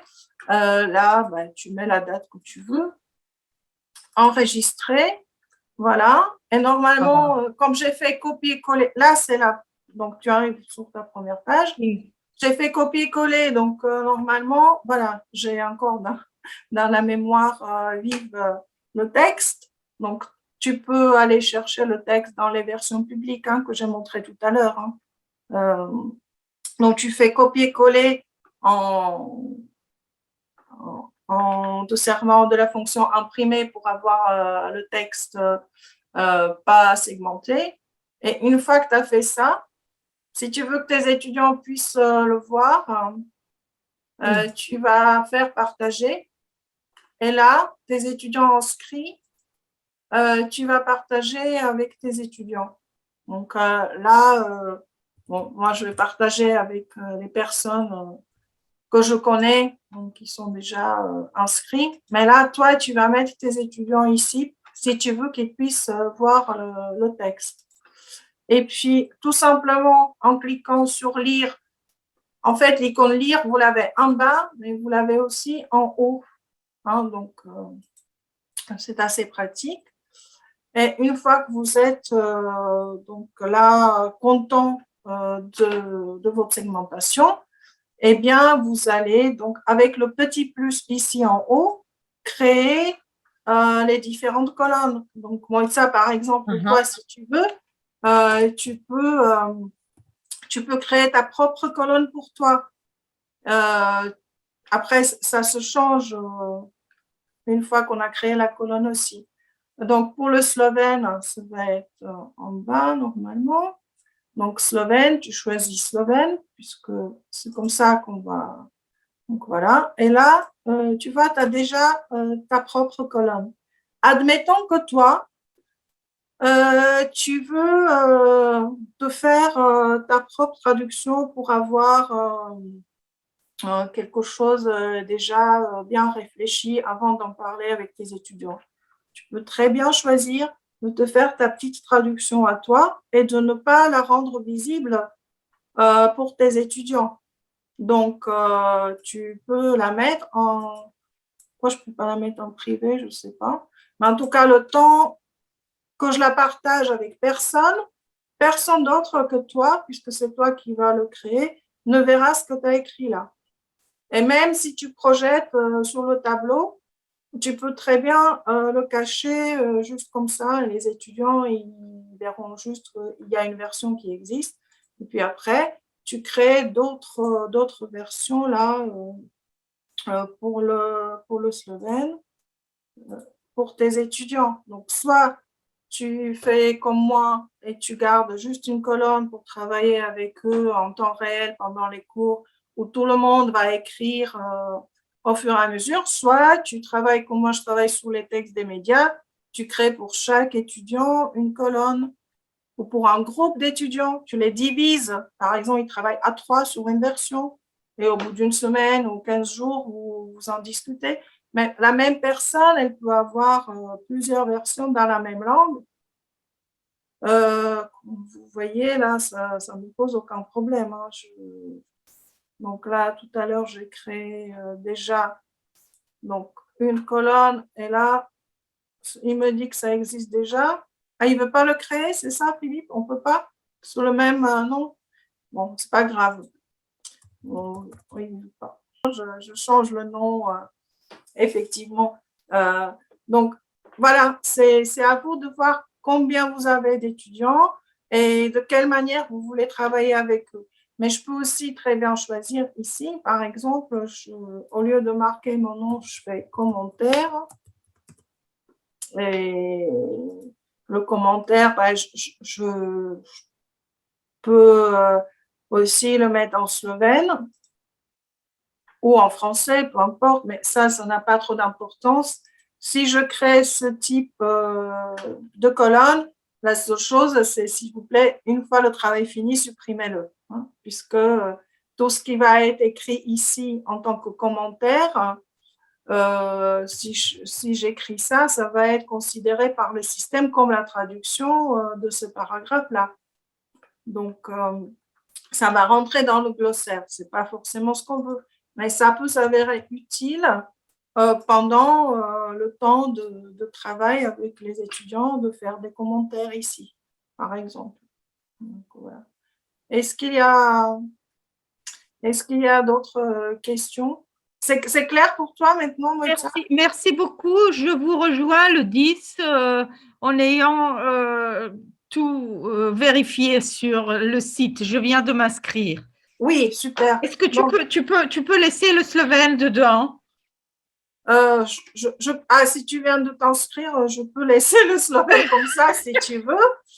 Ce qu'il y a, c'est que je vais voir si je peux partager avec toi, parce que si je partage pas avec toi, tu ne vas pas avoir accès. Bon, là, je te vois, tu t'es déjà inscrit. Parfait, merci beaucoup.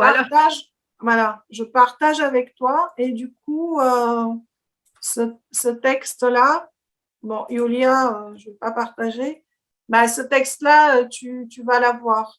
Donc, je ne vais pas te l'effacer, on va merci beaucoup. La semaine prochaine. En revanche, tu créeras tes propres colonnes parce que là, je vais supprimer les colonnes que je viens de créer juste pour vous montrer comment on fait.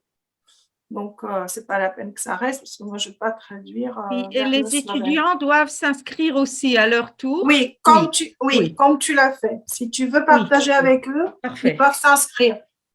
On n'est pas obligé d'inscrire les étudiants si on veut travailler uniquement en classe et avoir juste une colonne pour tout le monde. Ça dépend si tu veux les faire travailler en autonomie ou pas. Si on veut les faire travailler en autonomie, ils doivent être inscrits pour pouvoir accéder à leur colonne, pouvoir écrire eux-mêmes, pour pouvoir aussi se corriger eux-mêmes, par exemple, lorsqu'on travaille en séance ensemble. Sinon, ils ne pourront pas accéder, ils pourront pas toucher à la plateforme et ils ne pourront pas travailler tout seuls en dehors des cours. Mais si vous décidez juste de travailler avec eux pendant le cours, oui, vous pouvez le faire. Vous n'avez pas besoin de les inciter à s'inscrire. Ça dépend de vos groupes d'étudiants, ça dépend comment vous avez l'habitude de travailler avec eux. Après, on a des étudiants parfois. Moi, j'ai parfois des retraités. J'ai du mal, je galère pour déjà les inciter à me rendre les textes écrits en Word, par exemple, hein, parce que eux, parfois, ils m'écrivent des textes sur un bout de papier, ils font des photos avec leur téléphone et ils m'envoient ça. Donc après, pour corriger, c'est un peu compliqué. Voilà. Est-ce qu'il y a d'autres questions? Je ne sais pas, mais est-ce que vous pensez que c'est clair pour vous, que vous allez essayer déjà de vous inscrire, de voir ce que vous pouvez faire avec ou pas? Pourquoi j'ai aussi proposé traduction à Idico? C'est parce qu'en fait, je ne sais pas Philippe si tu l'as dit, mais traduction peut servir de moyen de publication. Donc en fait, une fois qu'on aura toutes les traductions définitives dans les 28 langues respectives, on pourra les rendre publiques sur traduction. Et dans ce cas-là, toute personne, même pas inscrite, pourra en fait avoir accès à la traduction en telle ou telle langue. une de Ce 28 n'est ans. pas la fonction principale de traduction, Oui, mais ça peut oui. aussi servir à ça, effectivement. Oui, c'est sûr.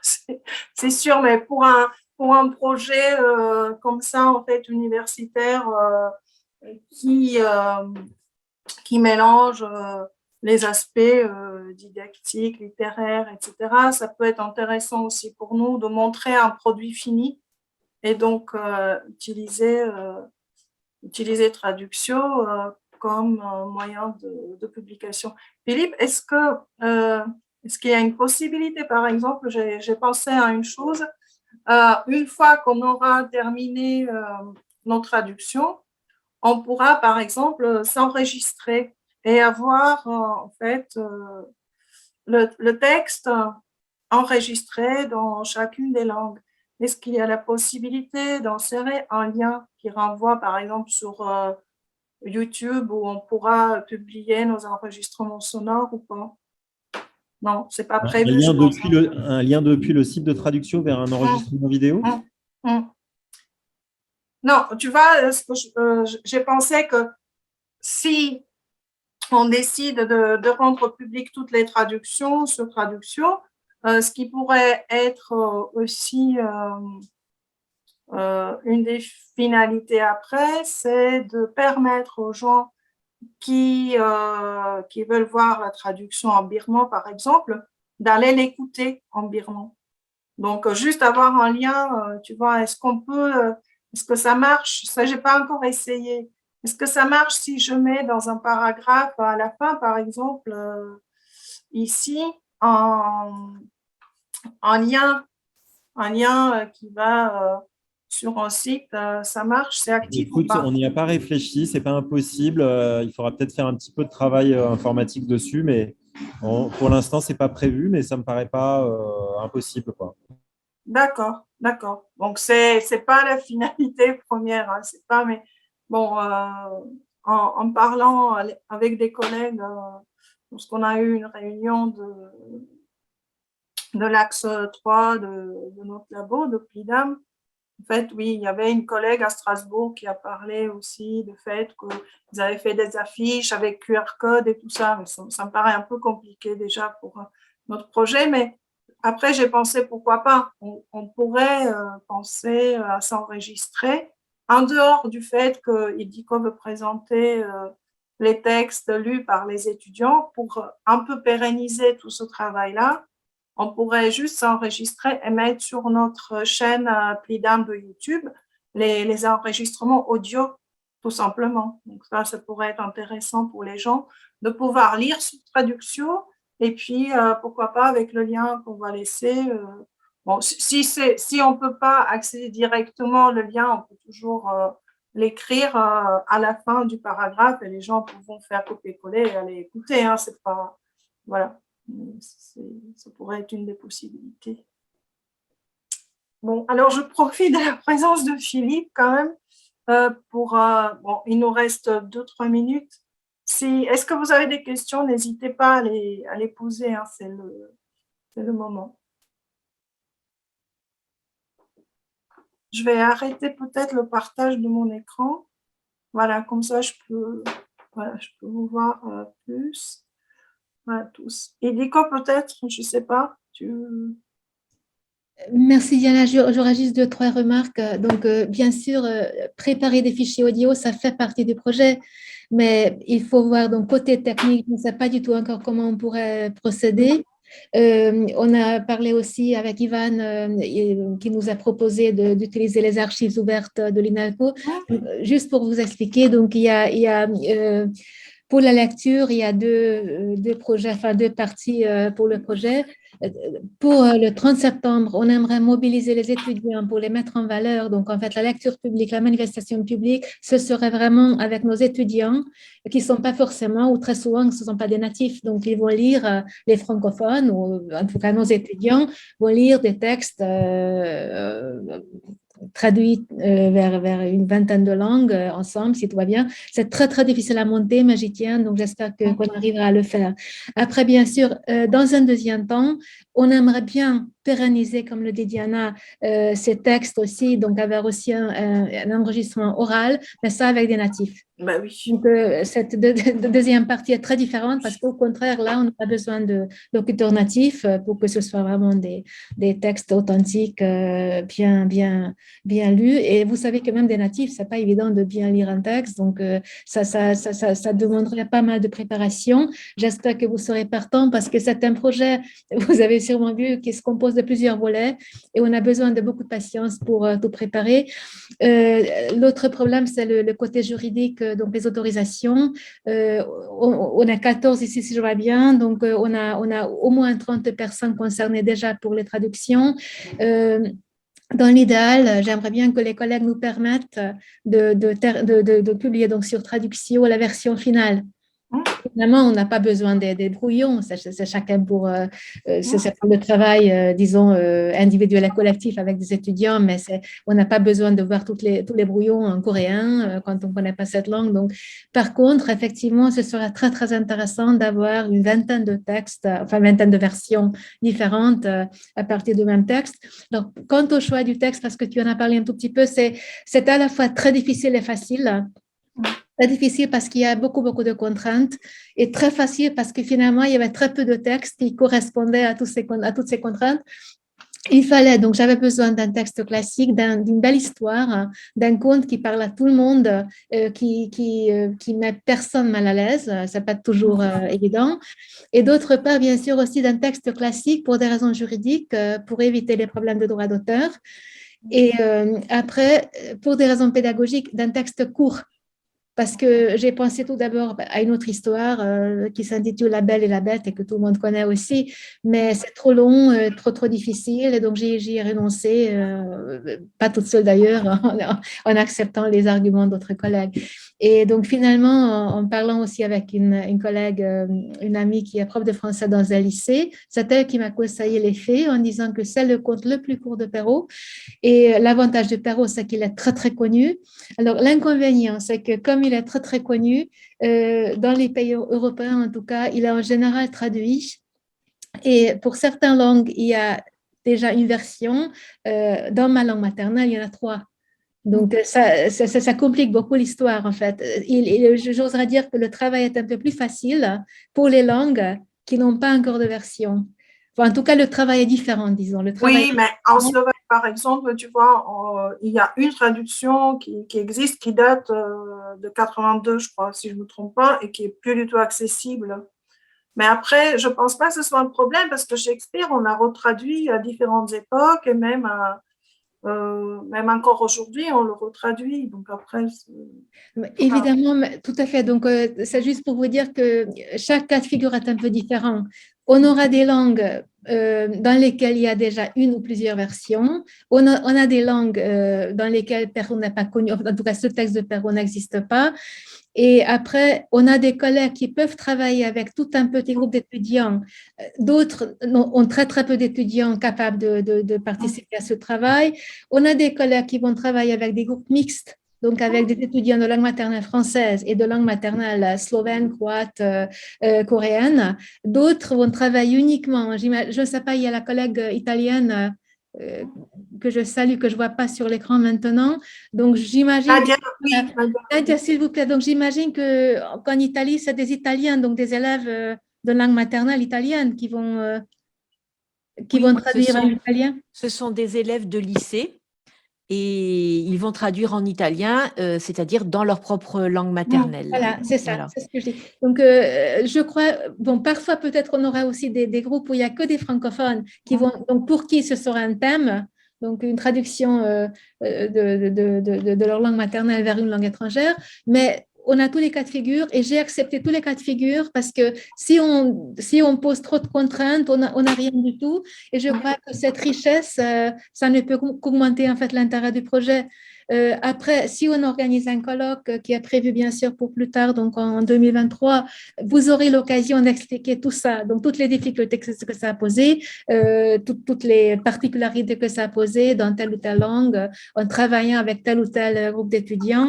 Mais le projet à l'origine était un projet collectif, donc un projet collaboratif. C'est pour ça que Diana a pensé tout de suite à Traduxio, justement. Je sais aussi, comme tu en as parlé aussi avec tes étudiants retraités, il y a des collègues qui sont très réticents concernant tout ce qui se trouve sur Internet. J'ai reçu déjà des messages avec plein de questions. Oui. Donc, évidemment, on va obliger personne à utiliser des outils numériques. Par contre, les collègues qui sont intéressés par ces outils, c'est une bonne occasion de nous initier. Et je remercie vraiment Diana et Philippe d'avoir consacré tout ce temps à nous initier à ce site qui est facile d'accès en apparence, mais quand même, on a besoin d'un peu d'orientation, d'un peu d'aide pour lancer le travail. Et donc, vraiment, je vous remercie beaucoup. Et qu'est-ce qu'on dit? On va se retrouver le 10. Oui, c'est Le bon. dimanche à la même heure. Oui. Et une dernière question, Diana. On a promis, dans mon message, j'ai promis aux collègues de leur montrer l'enregistrement, comment faire pour… on aura un lien pour ça, où ils doivent écrire, ou comment faire pour l'enregistrer? Non, mais on va faire simple. Disons que là, comme vous avez pu probablement remarquer, la séance, j'ai mis un enregistrement automatique. Donc, la séance a été enregistrée en intégralité.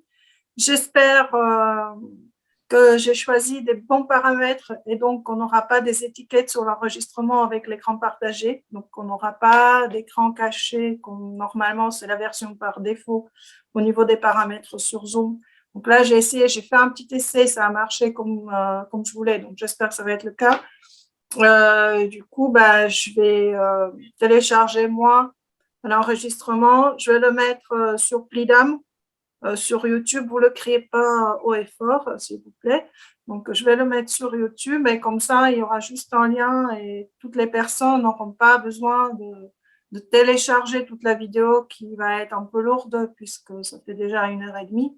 Mais pourront le visionner. Tout comme j'ai envoyé, vous avez dans le premier mail d'Ildico pour cette séance le petit lien sur YouTube, Lidam aussi, où j'ai mis la petite vidéo de Philippe qui explique la philosophie de la plateforme. Donc, ça dure 16 ou 17 minutes, hein, donc si ça vous intéresse. Mais surtout, Ildico, s'il y a des personnes qui te posent des questions, n'hésite pas. Tu me les as envoyés. Merci beaucoup. Je vais leur expliquer, c'est pas un problème. Je pensais aussi, en fait, faire un petit sondage Doodle auprès de tous les collègues concernés pour voir ceux qui auraient voulu, en fait, voir s'ils peuvent travailler avec traduction, mais qui n'ont pas pu se connecter aujourd'hui parce qu'ils sont en cours ou ils ont d'autres obligations. Donc, s'il y en a d'autres, c'est pas grave, je ferai une petite séance, même sans Philippe, voilà, pour leur expliquer si vraiment ils sont intéressés. Donc, n'hésite pas à me les envoyer. Après, je sens aussi parmi certains collègues, tout de suite, dès qu'on touche à Internet, c'est compliqué. Mais n'oubliez pas que, bon, traduction a cette possibilité-là. Ce que vous ne décidez pas de rendre au public reste privé et personne d'autre que vous ne le voit. Donc, ça peut déjà rassurer certains. Mais après, ce serait vraiment sympa si on pouvait avoir les textes une fois terminés sur traduction, puisque ça, ce serait formidable justement pour regarder dans les langues proches, mais même éloignées parfois, les similitudes ou pas. Voilà. Mais c'est libre, hein, comme a dit Ildico, surtout, nous vous sentez. Je vais devoir y aller, donc je vais vous remercier. Oui, bien sûr. Toutes et tous. Merci infiniment, Philippe. Bravo. Je suis désolé pour les aspects techniques. Bravo pour ce très beau projet et à très bientôt. Oui, merci beaucoup, Philippe. Merci à vous surtout. Bon, à la semaine prochaine alors. Merci, Philippe. C'est ça. Bon, si jamais vous avez des questions, donc n'hésitez pas à nous envoyer des petits messages. Il faut qu'on communique de toute façon et ça fait très plaisir. Donc, on compte sur vous. Et Diana, c'est toi qui vas clore la séance, mais je vous dis à très bientôt, donc à la semaine prochaine. Oui, non, mais c'est toi qui peux clore. Hein, c'est bon. Bon, après… Je peux vous quitter. Non, mais je veux dire, c'est vraiment, si vous avez un peu de temps, essayez déjà de vous inscrire et de voir si vous arrivez à créer votre propre espace, c'est-à-dire votre propre texte pour votre langue, si vous voulez travailler avec vos étudiants. Et puis, on essaiera, chacun pourra essayer la semaine prochaine en demandant justement des problèmes qu'il a rencontrés. Puis, je sais que Liane, elle a déjà tout compris, donc je pense que la semaine prochaine, on aura déjà la traduction au chinois finie. Moi, j'ai une question en fait. Oui, oui. En fait, merci beaucoup pour tous les logiciels de ce projet. Vraiment, c'est très intéressant. En fait, c'est concernant les étudiants. J'ai l'impression, vous, je ne sais pas, est-ce que vous avez le même cas comme moi? En fait, j'ai l'impression, vous avez des cours, c'était mes versions en ce moment. Mais cette année, justement, moi, comme je suis lectrice à l'Université de La Rochelle, en fait, c'est que des niveaux débutants. Donc, pour trouver des étudiants, j'ai l'impression que c'est un peu difficile pour moi. Est-ce qu'il faut absolument trouver des étudiants ou je peux faire tout traduire moi-même? Il y a déjà 2-3 langues où les collègues vont t'expliquer qu'ils n'auraient pas d'étudiants. Je proposerais quand même que tu trouves des étudiants pour toi parce que ça rend le travail, c'est un autre travail bien sûr, mais c'est d'un point de vue didactique, c'est très, très intéressant. Tu n'es pas obligé de t'occuper uniquement de tes étudiants à toi. J'imagine que la section chinoise ou le département de chinois est assez important à ton université. Donc, n'hésite pas à mettre une affiche ou à, je ne sais pas, en tout cas, il y a une façon de communiquer avec eux. N'hésite pas à chercher des étudiants motivés qui ont déjà un niveau plus élevé, bien sûr.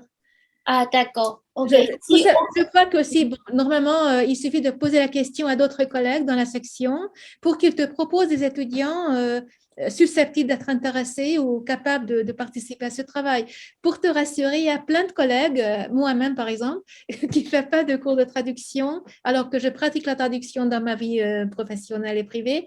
Et je n'ai que des cours de langue, mais je vais quand même essayer de trouver des étudiants avec qui je pourrais travailler ensemble pour ce projet. En dehors des cours, oui. Ce n'est pas du tout un cas unique, ce n'est pas un cas unique du tout. Le problème, c'est que nous, on sera obligé de travailler hors cours. Et donc, choisissez tout simplement d'organiser d'autres séances. Mais on peut travailler en ligne, on peut travailler. Mais il y a certainement en département chinois, en l'INALCO aussi, des étudiants en master ou en licence troisième année qui pourraient être intéressés, mais peut-être que nos collègues qui enseignent le chinois qui sont au Pidam sont peut-être trop occupés pour se lancer dans ce projet, mais ils pourraient peut-être vous indiquer 2 ou 3 étudiants avec lesquels vous pouvez travailler. D'accord, je vais essayer. Merci beaucoup. C'est juste pour te dire qu'ils peuvent être n'importe où. Et comme on peut travailler en ligne, en fait, le début est difficile parce qu'il faut les trouver. Mais après, le travail, ça s'organise comme s'ils étaient dans la même ville aujourd'hui. Donc, ça ne pose aucun problème. Si tu es toute seule, c'est très précieux aussi pour nous. Si tu te trouves des étudiants, c'est plus intéressant comment te dire, pour ton travail. Pour la didactique, le cours. Pour ton travail à l'université, ce sera plus intéressant. Mais la traduction est intéressante en tant que telle. Donc, bien sûr, tu peux rester toute seule aussi. Voilà. Merci beaucoup. De rien. Bien. Oui, Nadia? Éventuellement, moi, je voulais juste une confirmation. Le travail, vous le voulez pour le mois de juin? Fin juin. Fin juin. Possible, voilà. à la mi-juillet au plus tard. D'accord. Parce qu'il faudrait quand même qu'on puisse se retrouver avant de se quitter, avant que les gens partent. Oui. Non, l'important, c'était cette… déjà la manifestation en septembre, etc. Donc, on aura besoin d'un texte définitif, en tout cas une version lisible, publiable, disons, fin juin, effectivement. Merci. Et par ailleurs, je viens de recevoir vos coordonnées de la part de Freenet. Je vais vous mettre sur la liste. J'ai une petite liste pour le projet, une liste de diffusion. Et comme ça, tout le monde aura, j'espère, toutes les informations. Voilà. Bon, Cybèle, c'est bon pour toi? Oui, oui. Oui, oui. Mais il faut que je réfléchisse. Ben Je oui. vois parce que c'est pas évident. Qu'est-ce qui n'est pas évident? Étudiants, Ah oui, c'est pas évident pour moi. Voilà. de... Travailler avec des étudiants sur ce projet, c'est pas évident. Donc ça, bon, on n'a pas des très bons étudiants, hein, donc. Ah oui. Mais moi non plus, rassure-toi, moi non plus. En fait, je pense à une étudiante, mais qui n'est pas à l'INALCO, à Diderot. Elle est en master de traduction. Je pense à une étudiante. Du coup, est-ce possible des gens, enfin des étudiants de l'extérieur? Bien sûr, bien sûr. Voilà, donc là, ça intéresserait. Est-ce qu'on pourra en parler à deux après? Par ailleurs, il y a Sultan qui s'intéresse à ce projet. Qui est-ce? Sultan Chatinkaya, si je prononce bien son nom. Oui. Que tu as vu pendant la fête de la section hongroise. Une ancienne étudiante, non? Non, c'est une étudiante turque qui s'est inscrite en hongrois en septembre. Ah, d'accord. Oui. Très bien, très bien. Bah oui, si elle s'intéresse. Elle s'y intéresse, tout à fait. Oui. D'accord, bah très bien. OK. Dans ce cas-là, on peut ouvrir l'espace pour le turc. À la limite, on peut dire langue turcique. Si jamais il y a d'autres langues turques qui peuvent, on ne sait jamais, ce serait bien. Ajouter d'autres langues turques pour comparer. Oui, c'est ça même. Oui, moi, c'est ça. J'ai pensé, si on avait, par exemple, chinois, il y a chinois mandarin, mais il y a d'autres. Le taïwanais avec Chan Yue. Oui, voilà. Donc, Taïwan déjà. Mais si vous avez d'autres propositions, bon, disons, le délai, c'était le 1er mars, mais on a encore quelques semaines, donc on peut encore, je crois qu'on peut encore accepter des propositions d'ici fin avril. Ça dépend des gens. S'ils se sentent prêts à terminer le travail pour la fin juin, on peut les accepter. On a entendu. Ça serait vraiment intéressant, tu vois, si on a un Taïwanais et le mandarin, par exemple. Et quand on le met côte à côte, justement, c'est intéressant aussi de comparer après. Le slovaque avec le tchèque, ça va être aussi intéressant parce que même si c'est des langues proches, bon, on ne choisit pas forcément les mêmes formules pour traduire la même chose, mais oui, ça peut être très intéressant à comparer. Mais Cybèle, je te rassure, hein, je l'ai fait travailler là, je l'ai fait travailler comme ça sur une colonne, en cours pendant 20 minutes chaque semaine, parce que, bon, pour eux, c'est vraiment le thème, et c'est quand même un texte en français un peu ancien déjà, donc c'est pas évident pour eux de trouver. Mais en fait, je suis là pour... ils apprennent, hein, et ils apprennent que la fontaine, en fait, ça peut être le puits aussi, et que du coup, oui, bon, on fait des petites choses, mais c'est pas... Après la version finale, une fois que eux, ils ont fait leur travail, qu'on corrige, etc., je leur propose quand même une version un peu plus coiffée, je dirais, parce que bon, c'est pas... Mais c'est intéressant pédagogiquement, même si ce ne sont pas des étudiants super avancés. Donc, ça permet, le fait que ça soit un texte relativement court, c'est très bien. C'est très bien. Oui, j'aimerais poser une question, s'il vous plaît. Oui. Oui, moi, je travaille sur la langue Peul du Cameroun. Je suis inscrite en thèse avec le professeur Ursula Bonga. Oui. Et du coup, c'est elle qui va plutôt coordonner tout ça. Moi, je vais juste, je n'ai pas besoin de m'enregistrer sur Traduction pour commencer la traduction ou quoi que ce soit. Donc, c'est elle qui doit s'en occuper. Je serai juste son étudiante, en fait. Je ne crois pas. Demander à votre professeur. Je ne suis pas convaincue qu'elle souhaite gérer la chose. Je crois qu'elle t'a recommandé. Oui. Moi, j'ai cru comprendre que c'était vous qui… Exactement, parce que là, je comprends qu'il faut avoir des étudiants pour travailler, avec qui travailler. Moi, je suis étudiante. Je me suis mal exprimée. Non, justement, je viens d'expliquer qu'il y avait des cas de figure très différents. D'accord, d'accord. Je n'ai pas dit du tout. D'accord, d'accord, parce que là, du coup, je me dis, moi, je ne suis pas encore… on peut pas lui demander de gérer tout le côté technique, tout ça, c'est pas elle qui va traduire, c'est pas elle. D'accord. Ça serait moi qui… Oui, d'accord. Mais si c'est… Oui. Donc, si je serais c'est toute seule à travailler sur cette traduction-là. Vous pouvez rester toute seule ou vous pouvez chercher des partenaires. Mais c'est à vous de le faire, c'est vous qui connaissez votre langue. Vous voyez, on peut pas demander exactement, à Diana ou à moi, malheureusement, on ne connaît pas le Peul. Donc, c'est à vous mais on est très, très, très intéressés. Donc, c'est à vous de chercher des partenaires, justement, d'organiser votre petite équipe. Ok, d'accord. Mais après, c'est à vous de voir si vous voulez, comme j'ai dit, si vous voulez travailler avec plusieurs personnes, traduction peut s'avérer un moyen assez commode, justement. Oui.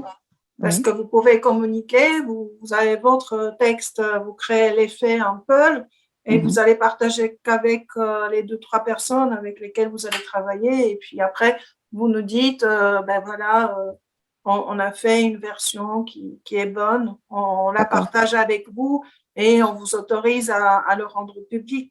D'accord. Vous pouvez coopérer avec des étudiants qui se trouvent en Afrique. Hein. D'accord, j'y pensais exactement. Je me suis dit, comme on est… Ça met en valeur leur langue quand même. Donc, il y a souvent, les gens sont quand même touchés par cette possibilité. Surtout quand il s'agit de langues plus connues en Europe, ça vaut la peine de les mettre en valeur. D'accord, je comprends. Bon. Merci beaucoup. Mais je vous en prie. Sylvia, si tu veux, on peut reparler de ça. Oui, je vais réfléchir et puis je lance peut-être l'idée à la personne dont je pensais, c'est ça. Donc, je peux lui parler. Okay. Bon. Oui. Voilà. Donc, s'il n'y a plus de questions, je crois qu'on va se quitter vraiment parce qu'on a largement passé le cadre temporaire prévu. Bon, merci pour tout et à très bientôt. Bonsoir à tous. Merci. Si vous voulez, donc oui, on se voit la semaine prochaine à la même heure et d'ici là, je vais envoyer la vidéo. Je pense que c'est le meilleur moyen. Si moi je fais le travail, je le publie sur YouTube et tu envoies juste le lien. Parce que si on fait un transfert pour tout le monde, les gens ne vont pas prendre le temps d'aller télécharger, de regarder, ça encombre leur ordinateur. Donc, peut-être c'est mieux de l'avoir comme ça, juste un lien, on clique et on regarde sur YouTube et on n'en parle plus. Non? D'accord. OK. Merci. Au revoir. Merci beaucoup et au revoir. Merci, allez, au revoir à tout le monde. Merci, au revoir. À bientôt. Au revoir. Au revoir à toutes et merci. Au revoir. Merci.